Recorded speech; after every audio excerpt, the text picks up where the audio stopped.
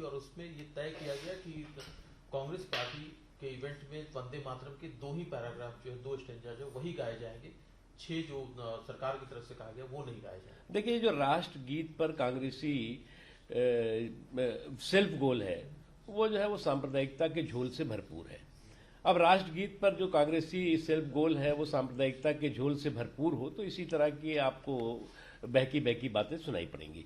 और ये कोई कांग्रेस का राष्ट्रगीत के प्रति जो आपराधिक अपमान की सोच है वो कोई संयोग नहीं है, बल्कि एक सांप्रदायिक प्रयोग है। और ये सांप्रदायिक प्रयोग ये समय समय पर कांग्रेस पार्टी करती रही है।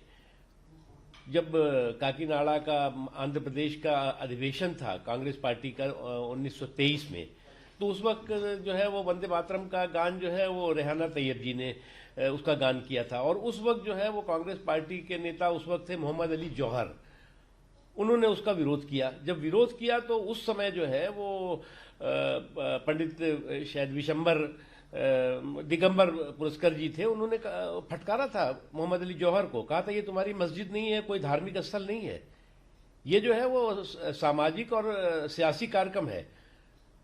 यहाँ पर जो है वो वंदे मातरम को आप जो है वो किसी तरह का सांप्रदायिक संक्रमण नहीं पैदा कर सकते। तो तब भी जो है वो कुछ कांग्रेस के नेताओं द्वारा जो है वो एक तरह से अपीजमेंट जैसी पॉलिसी दिखाई पड़ती थी। और उसके बाद तो देखा ही आपने, जिसका कि जिक्र बार बार ये 1937 का करते हैं। 1937 में जब वंदे मातरम के टुकड़े किए गए तो इसकी क्रोनोलॉजी न समझ पाए, न बता रहे, न इतिहास बता रहे। क्यों टुकड़े किए गए? टुकड़े इसलिए किए गए कि मोहम्मद अली जिन्ना को खुश करने के लिए, मुस्लिम लीग की मानसिकता को खुश करने के लिए उस समय वंदे मातरम के टुकड़े किए गए थे।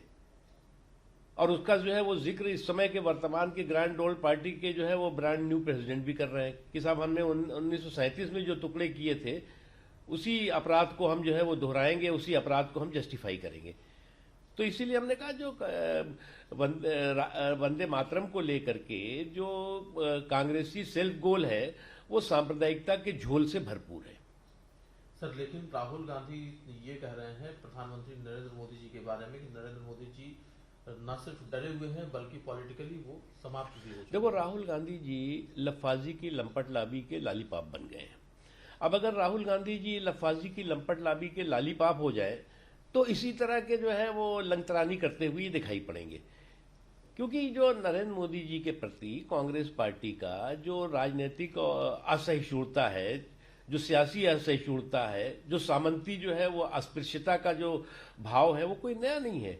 क्योंकि कांग्रेस पार्टी आज भी इस बात को एक्सेप्ट नहीं कर पा रही है कि बिना कांग्रेस के रिमोट और सपोर्ट वाली मोदी जी की सरकार को जनता ने जनादेश क्यों दे दिया, क्यों जो है वो तीसरे कार्यकाल में बिना रुके हुए, बिना थके हुए मोदी जी आगे बढ़ते जा रहे हैं। तो इस तरह के जो है बहके बहके मानसिक रूप से दिवालियेपन जैसे उनकी बातें हैं, तो ये इनका भला नहीं करेगा बल्कि और बंटाधार करेगा। इनकी जो बकवास बहादुरी है वो इनका भला नहीं करने वाली है बल्कि और बंटाधार करने वाली है। सर, सरसंघ चालक मोहन भागवत जी का यूएस और कनाडा का दौरा प्रस्तावित है।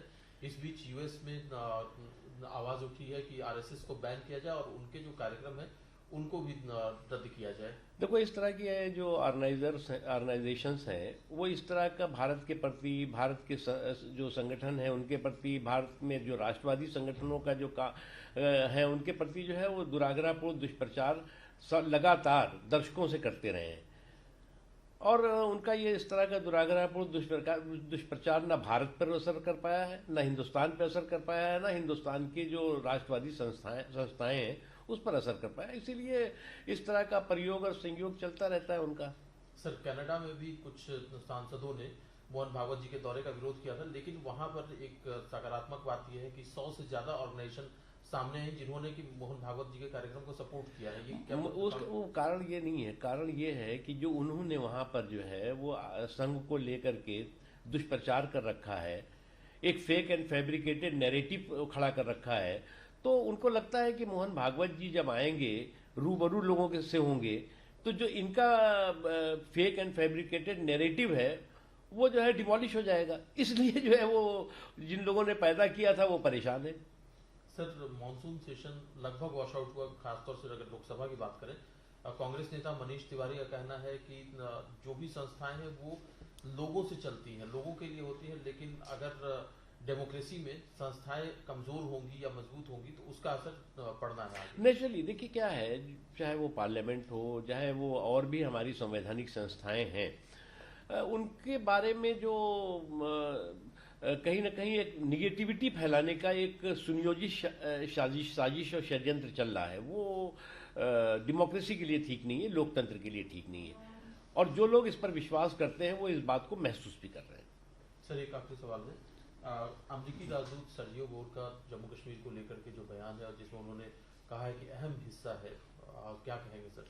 देखिए, जम्मू एंड कश्मीर भारत का इंटीग्रल पार्ट है, अभिन्न हिस्सा है। ये बात हर हिंदुस्तान का बच्चा बच्चा कहता भी है, जानता भी है। और ये जो बदलाव आप देश दुनिया में देख रहे हैं, जो लोग कि कभी कभी सवाल खड़ा करते थे और अलगाववादियों के सुर में सुर भी कुछ लोग मिलाते हुए दिखते थे, आज वो सुर भी बदले हैं और आज जो है वो सोच भी बदली है।